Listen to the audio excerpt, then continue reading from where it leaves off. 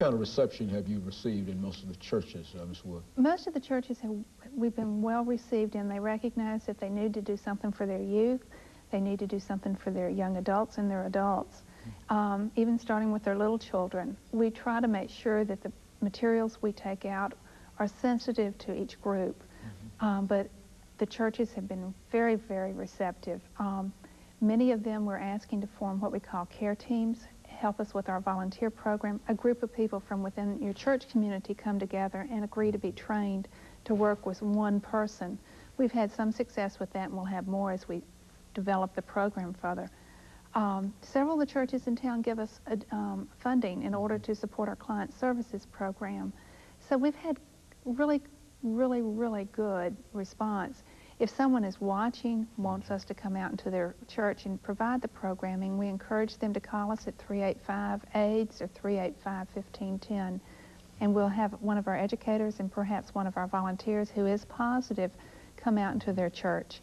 We just did a 4-week series in my own church, and some of the people said it was the most moving series that we have ever done there, especially because of the young man that I took with me to speak of his experience and being positive, and how he's worked through the last 6 years to turn the experience into the positive rather than the negative. So great reception. One group out of Atlanta, the Home Mission Board, the Southern Baptist, has given us a great deal of money over the years that we've used to buy coupons, grocery store coupons for our clients so that they can have good food, because many of our people don't have any money to buy food. I think many of us often talk about discrimination against persons with AIDS, and I think that if you look at the newspapers, just this morning, I think there's some information about persons being discriminated against. What are some of the experiences that you find as the Executive Director of Nashville Cares dealing with some of the persons involved in this? Discrimination is a real issue for our clients. It's somewhat better perhaps than it was 4, 5, 6 years ago, but discrimination is very real. When you're sick, when you're losing control of many things anyway, and then you're discriminated against, it can be devastating to you. Our clients have been discriminated against in the workplace. We have a workplace program where we go out into different work sites to, one, educate employees about HIV so that if someone does become positive in the workplace, they understand what it is and what it's not, so they won't be so frightened. We also help devise policies and procedures. If someone is diagnosed as positive and the company calls us, we'll go out in a very sensitive manner not to reveal anyone's identification and talk with the people in the workplace. So there is discrimination there in the workplace. We've also found discrimination for people in housing situations. People that have lost their apartments once people found out they were HIV positive. People with HIV are protected under the new ADA, the Discrimination Act, American Disabilities Act. So that will help us as we look to investigate. Most healthcare workers are beginning to understand they can't, if they're using good universal precautions, they won't do anything to infect themselves from these people. So there's not as much discrimination there as there used to be. And so in looking at the overall effort toward trying to do something in terms of stopping this disease, what do you see? Can you continue to, with the resources that you have available, can you continue to fight the disease as you've been fighting it? We've never had adequate resources, especially at Nashville Cares. The other program we provide services with, direct client services. We have social workers that do individual and group counseling. And I will talk about that, I'm sure, in a minute. But at this point, at one point we had 330 clients and 2 social workers. That was the only funding that we had available. So it's been a great challenge with each passing day and month as more and more clients came to us, sometimes 40 to 50 in a month, with no funding from the state of Tennessee or Metro to support our efforts. We could not have done it without the work of a lot of wonderful volunteers. The future, perhaps with the new administration, will be better because they truly recognize what HIV is and the fact that if we don't pay attention to it, it could bankrupt our healthcare system.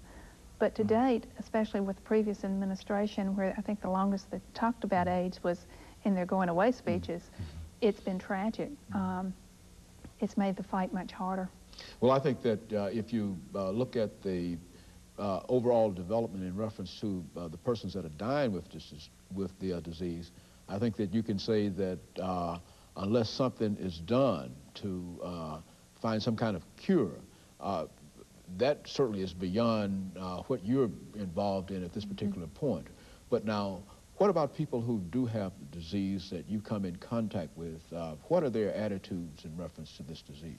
Their attitudes vary, just as anyone's attitudes vary with any disease. But what we're finding, one of our great challenges is to help our clients understand that they're not dying with HIV. Their challenge is to live with HIV. The first clients I ever worked with my hospice program, most of them were dead within 3 to 6 months. Our clients now live much longer. They live a very good life. However, that fear is still kind of in the back of your head. Oh, that means I'm going to die very quickly. That's just not true anymore. This is becoming more like a chronic, manageable disease. So what they've got to adjust to, and we have to help people adjust to at diagnosis, is what this really means. How do they get over those fears, that horrible, clutching feeling in your stomach? How do you begin to turn your life around and live positively? How do you take care of yourself? We try to help people understand that they need to pay attention to their nutrition, they need to pay attention to positive thoughts, things of that nature. We have support groups that do that and help us work with people. I think, Ms. Wood, one thing that's peculiar in reference to this disease is that those persons not involved in it, with it as intimately as you are, rarely see persons who do have disease. And sometimes you get the impression that when you tell us that 160,000 people have died of the disease and that there have been 242,000 cases and et cetera, I think the question has to be, where are these people? I mean, and I think we've had earlier shows to indicate that people sort of withdraw. Now, what are some of the experiences that you've had with this? One of the things that I've found over the years is very often until someone knows someone or knows someone who knows someone, this disease stays pretty far away. It's only when you become, when someone that you love and care for and know becomes infected that all of a sudden the realities of this disease hit. With hospice care, I watched people and journeyed with people as they died for 10, 15 years. This is the most devastating disease I've ever seen. It's also a disease that is affecting our young people. Our average age is 31. And when you watch